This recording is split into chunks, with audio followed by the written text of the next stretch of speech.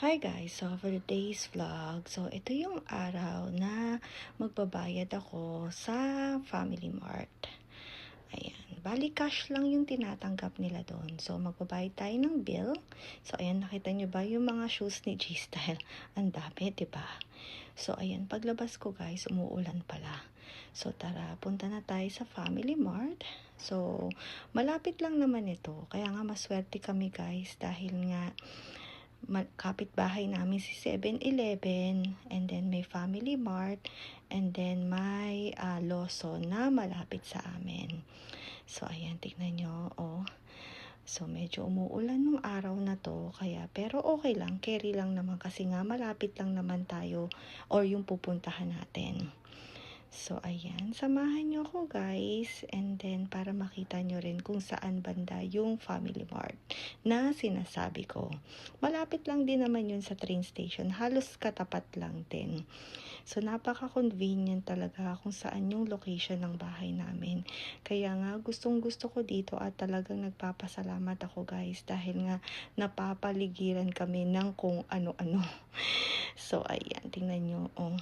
At least huminto na medyo yung ulan. So, ayan, may Lawson dito. And then, after nyan, yung Family Mart. Dun tayo pupunta. Kasi dun yung may machine na pwede kang magbayad ng bill. So, ayan yung Lawson. And then, nakikita nyo na ba yung Family Mart. And then, after nating magbayad, ay uuwi na rin tayo at baka lumakas pa yung ulan. So, ayan, pupunta na ako. Ayan, so mahangin-hangin pa. Ayan, so ito na yung Family Mart. So, hindi na ako magbi-video dyan, guys, kasi baka bawal. So, ayan. Ayan, nakabayad na tayo. So, babalik na tayo. Uwi na tayo, guys. Ayan, nakita nyo ba yung banda doon? Hindi ko na na-video. Nandun yung train station kung saan tayo lagi sumasakay papunta sa work. Ayan, o, diba? Ayan. So, mahangin-hangin. At wala namang bagyo, guys. Kaya okay lang. So, ayan. Pauwi na tayo.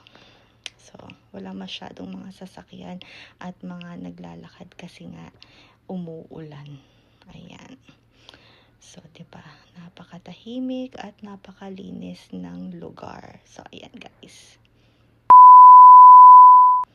And then, nagaya si G-Style na kumain sa paborito naming seafood restaurant. So, ayan, naka-order na kami at inaantay lang namin yung food namin na in-order. So, ayan, ayusin lang natin yung camera para makita nyo si G-Style. Ayan, oh. Naglalaro na naman siya ng games niya. So, habang inaantay namin yung mga in-order namin. At syempre, hindi mawawala ang hot sake, lalong-lalo na sa malamig na panahon. So, ayan. At maya-maya, dadalhin na yung mga in-order namin. So, mabilis lang naman yung service nila dito. So, ayan, yung in-order namin. Parang ganun din na hindi. Pero yung kay G-Style parang same lang din. Pero yung sa akin konti. Kasi nga guys, hindi ko talaga maubos yan sa sobrang dami.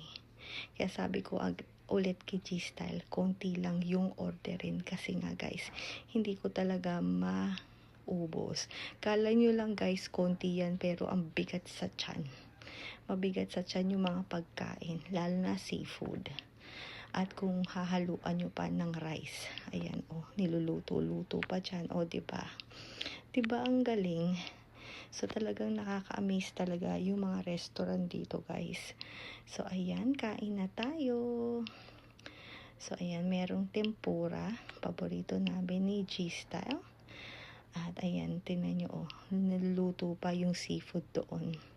Parang gusto kong magkaroon ng ganun, guys. So, hindi ko lang din naitanong kung saan nabibili yung ganyan. For sure, marami yan sa mga furniture or sa mga appliances pala. Hindi furniture. Appliances pala, guys. So, para may souvenir din tayo. At pwede nating dalhin yan sa Pinas. Ayan. At napaka-healthy din ng food guys kasi nga may salad din kami. So ayan, dumating naman din yung in-order na rice. Kala ko hindi na umorder si G-Style nito. Pero yan. And then meron tayong dessert. So nakalimutan ko guys kung anong flavor nito. Pero ayun nga. Gustong gusto ko talaga yung mga dessert dito sa Japan dahil nga hindi siya sobrang matamis. At ayan, medyo matigas pa nga. Pero okay lang.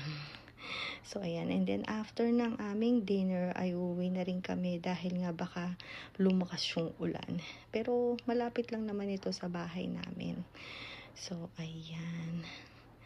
So comment down below kung nakakain na kayo dito at ano yung in-order ninyo. So tara. So ayan, uuwi na tayo at medyo lumalakas na yung hangin. So paano guys? Thank you guys for watching. See you guys next time. Ingat kayo. Bye!